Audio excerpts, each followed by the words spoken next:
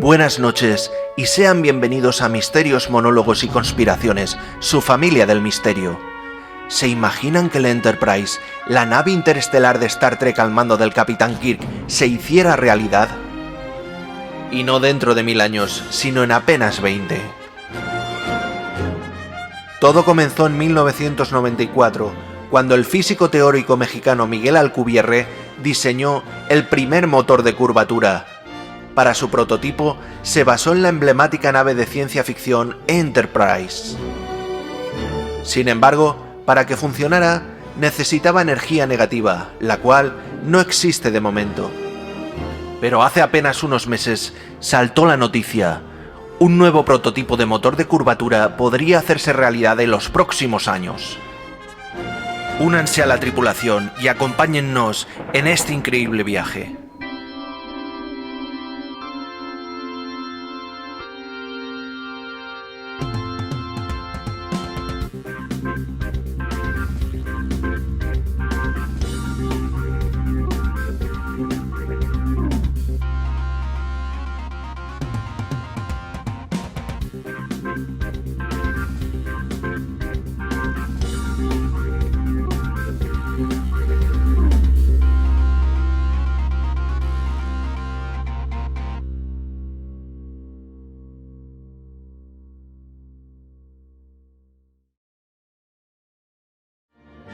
La revista Classic and Quantum Gravity se ha hecho eco de una investigación del grupo Applied Physics. En su estudio formulan nuevas soluciones de impulso de curvatura que no necesitarían energía negativa y que podrían darse en el mundo físico actual. Dicha investigación se encuentra muy avanzada, del mismo modo que los prototipos de naves en los que iría instalado el motor de curvatura. Algunos se preguntarán en qué consiste el motor de curvatura. En primer lugar, les recomendaríamos que revisionaran cualquier película de la franquicia Star Trek, de la cual nos declaramos forofos empedernidos. Entre las últimas filmadas destacaríamos Star Trek en la oscuridad.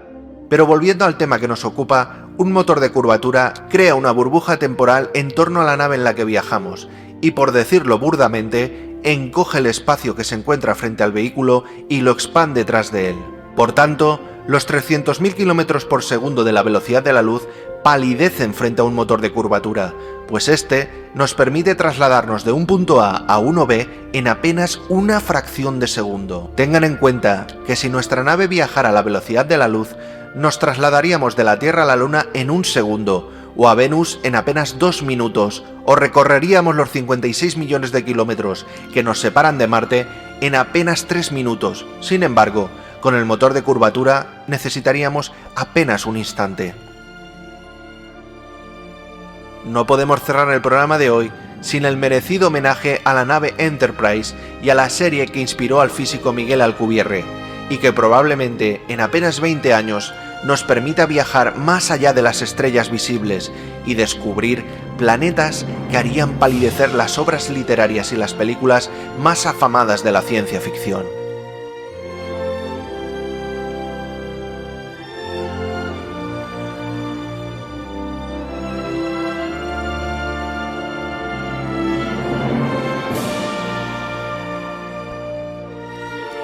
Estos son los viajes de la nave estelar Enterprise en una misión que durará 5 años, dedicada a la exploración de mundos desconocidos, al descubrimiento de nuevas vidas, de nuevas civilizaciones, hasta alcanzar lugares donde nadie ha podido llegar. Les quería preguntar una cosa: ¿cuándo fue la última vez que miraron las estrellas?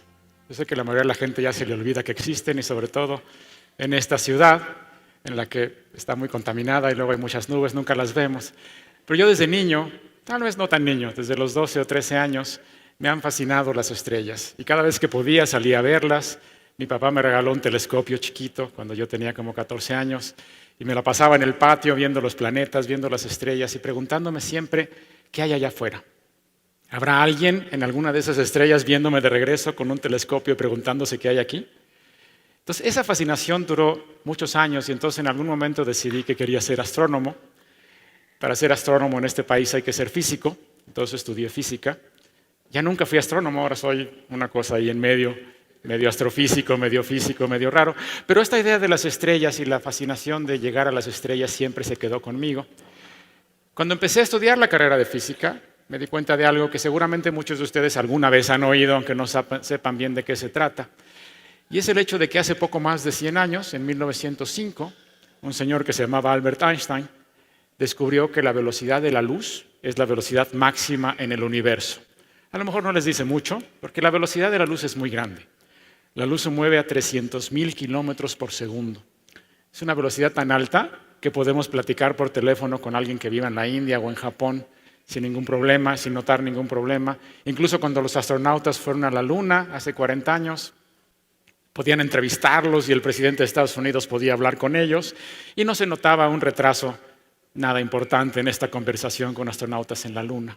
Pero el problema es que aunque la velocidad de la luz es enorme, el universo es gigantesco. No podemos viajar más rápido a la velocidad de la luz y eso nos presenta un problema serio, muy serio para llegar a las estrellas. El Sol está a 8 minutos luz. Eso quiere decir que a la luz le toma 8 minutos llegar de aquí al Sol o del Sol a nosotros, si quieren. Si el Sol explotara ahorita, nadie se daría cuenta hasta dentro de 8 minutos. La estrella que nos queda más cerca del Sol, la que sigue, se llama Alpha Centauri.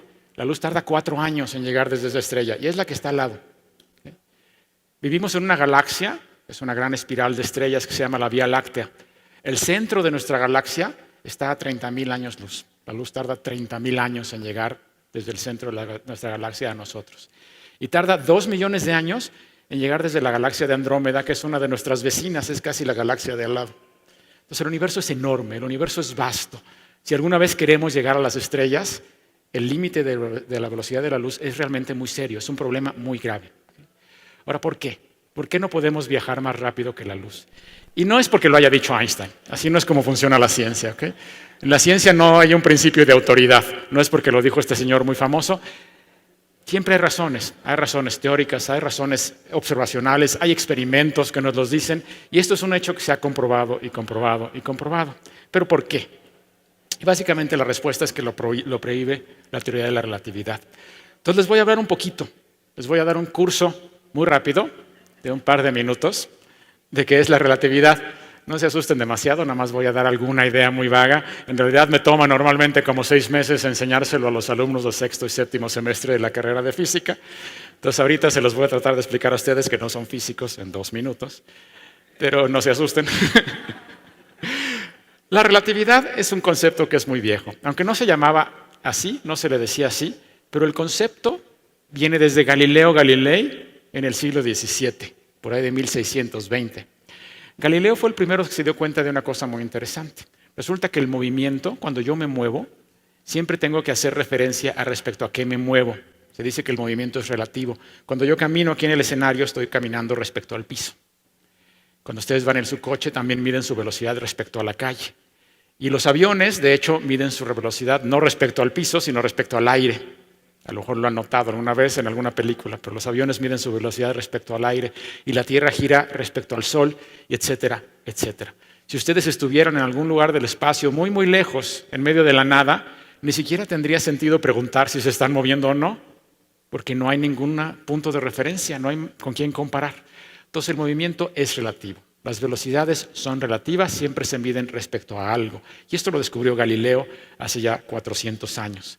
Y era una cosa muy interesante, y toda la física que se hizo después de Galileo, Newton y todos los grandes avances del siglo XVIII y XIX, estaban de acuerdo con Galileo. La velocidad es relativa, no hay ningún problema, las velocidades no son absolutas. Pero a fines del siglo XIX pasó algo muy raro. Muchos físicos que estaban estudiando la luz descubrieron que la luz es un bicho raro. La velocidad de la luz resulta que sí es absoluta. Y Galileo decía que las velocidades eran relativas, pero la velocidad de la luz no, siempre sale el mismo número. No importa quién la mida, no importa qué tan rápido vaya la persona que mide la luz, no importa qué tan rápido se mueva el foco que emitió la luz, siempre da el mismo número, siempre es igual.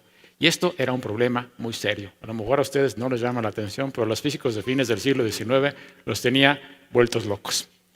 Era un problema muy grave. O Galileo estaba equivocado y las velocidades eran absolutas, lo cual no parecía tener ningún sentido, o los que estaban midiendo la velocidad de la luz estaban mal y no sabían medir las cosas.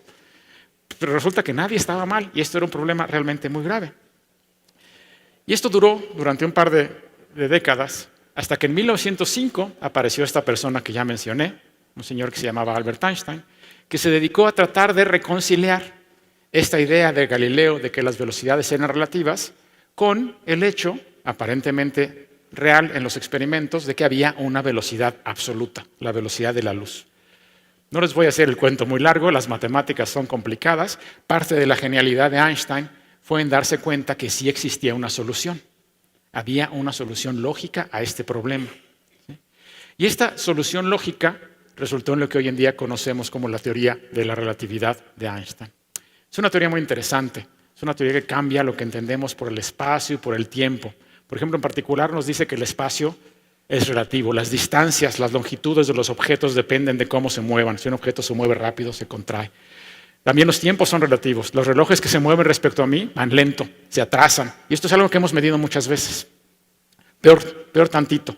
La simultaneidad es relativa. Cuando yo digo que dos cosas pasan exactamente al mismo tiempo, alguien que se mueve respecto a mí no está de acuerdo. Alguien los ve primero uno y luego el otro. Y lo peor es que hay personas que se mueven en la dirección opuesta que los ven al revés, primero este y luego aquel. Entonces la conclusión era que a veces el orden en el tiempo de diferentes cosas no es absoluto. El orden en el tiempo puede cambiar, uno antes y otro después. Pero esto crea un problemota. Si el orden en el tiempo no está bien definido, ¿qué pasó con la causalidad? Si algo causa a otra cosa, pues tuvo que haber pasado primero. Pero si no estamos de acuerdo en qué pasó primero y qué pasó después, pues ¿a dónde fue a parar la causalidad? Tenemos una crisis otra vez. Y parte otra vez de lo que hizo Einstein fue darse cuenta que había una solución.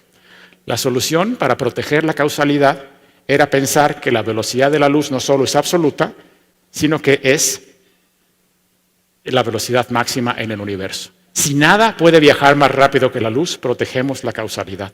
Si algo pudiera viajar más rápido que la luz, entonces habría personas que podrían viajar al pasado, personas que habrían visto el efecto después de la causa, no en la manera correcta. Entonces la velocidad de la luz es la velocidad máxima y se debe a que hay que proteger la causalidad. Entonces, hasta ahí la cosa, a principios del siglo XX, la velocidad de la luz es la máxima, y si eso fuera lo único que hay que decir, ya se acabó la charla y nos podemos ir a nuestra casa, pero afortunadamente no es cierto. En 1916, Einstein desarrolló una segunda teoría, también se llama relatividad, y eso luego confunde a la gente. Esta se llama la relatividad general, y es una teoría de la gravedad. Einstein se puso a tratar de entender la gravedad, que ya la entendíamos más o menos desde Newton, pero él se dio cuenta que había problemas. En particular, la gravedad, según Newton, era instantánea. Si alguien movía el Sol, la Tierra reaccionaba instantáneamente.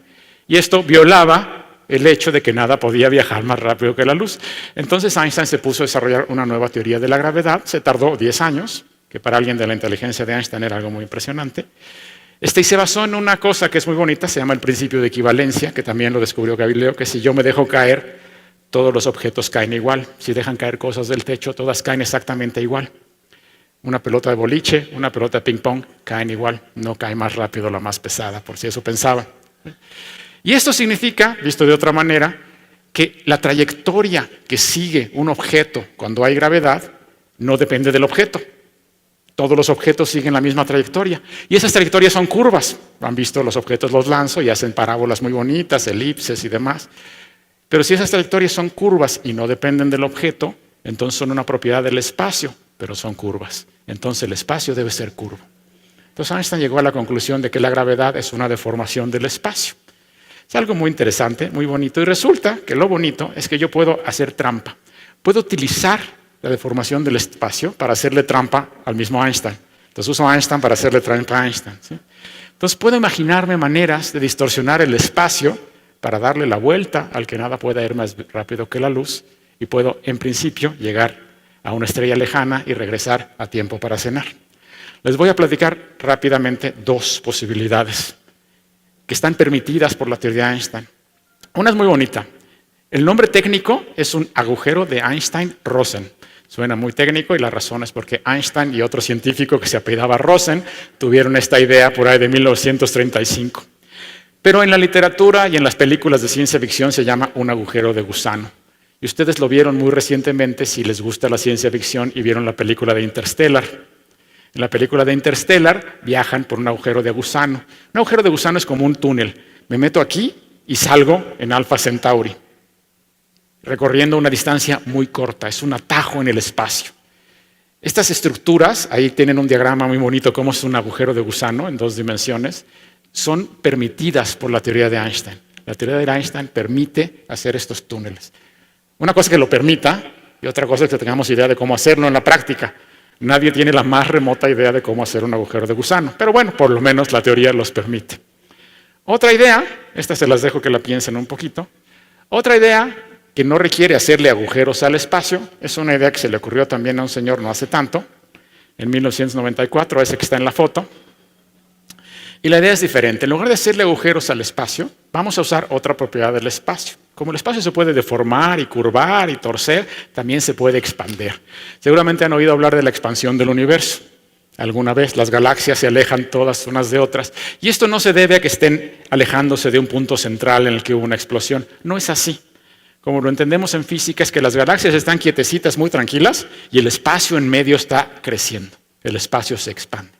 Entonces yo puedo usar esta idea y hacerlo en chiquito. Imagínense que yo estoy aquí parado y de alguna manera logro que el espacio atrás de mí se expanda. Entonces me voy a alejar de esa pared. Y si al mismo tiempo hago que el espacio aquí enfrente se contraiga, me voy a acercar a la pared de enfrente. Entonces, si hago esta combinación de expansión y contracción, puedo llegar de aquí a la pared de allá sin moverme. Fue el espacio el que hizo todo el trabajo. A esto se le llama la propulsión por distorsión o propulsión warp. Y es otra manera de viajar más rápido que la luz. Resulta que uno lo puede hacer tan rápido como quiera. Entonces, estas son 2 ideas de cómo tal vez podríamos viajar más rápido que la luz. Sin embargo, hay un precio a pagar. ¿Okay? Así funciona la vida. Siempre que uno encuentra una cosa bonita, resulta que es muy cara. Aquí también pasa algo parecido.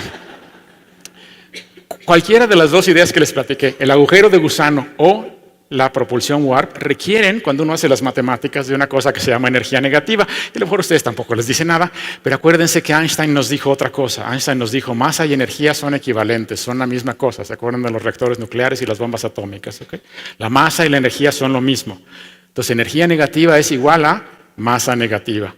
Y yo nunca he ido al súper a comprar menos 4 kilos de tortillas. No hay masas negativas. Y si no hay masas negativas, no hay energías negativas. Y si no hay energías negativas, no puedo hacer nada de esto.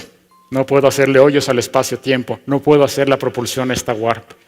Es un problema. La energía negativa, de hecho, no está prohibida. Las leyes de la física no la prohíben, pero nunca la hemos visto. En una de esas simplemente no existe. Entonces, nada más termino entonces con esta pregunta inicial. ¿Podemos viajar más rápido que la luz? ¿Podemos algún día ir a las estrellas y regresar a tiempo para cenar? Pues Einstein nos dijo en 1905 que no se podía. La velocidad de la luz es un límite. Pero a veces, usando la otra teoría de Einstein, la relatividad general, puedo hacer trampa, puedo torcer el espacio, expandirlo, comprimirlo, hacerle agujeros y viajar más rápido que la luz. Sin embargo, el precio a pagar es que haya energías y masas negativas que a lo mejor no existen. Entonces estamos un poco atorados. Pero así es la ciencia. Y eso es un poco el mensaje que les quería decir. La ciencia avanza así. Hacemos preguntas y encontramos a veces respuestas, a veces encontramos que las respuestas no nos gustan, no era lo que hubiéramos querido, pero el universo no es como queremos, es como es. Y a veces encontramos que simplemente no tenemos suficiente información como para responder todavía a la pregunta. Y esa es un poco la situación en este caso. Hoy en día no tenemos toda la información. Con suerte, alguien llegará en 20, 30 o 100 años y encontrará la respuesta y nos dirá definitivamente si sí podemos llegar a las estrellas más rápido que la luz. Pero nada más antes de irme les voy a pedir que hagan una cosa. Hoy en la noche, si las nubes nos lo permiten, por favor salgan y miren un poquito las estrellas y piensen qué hay allá afuera. Muchas gracias.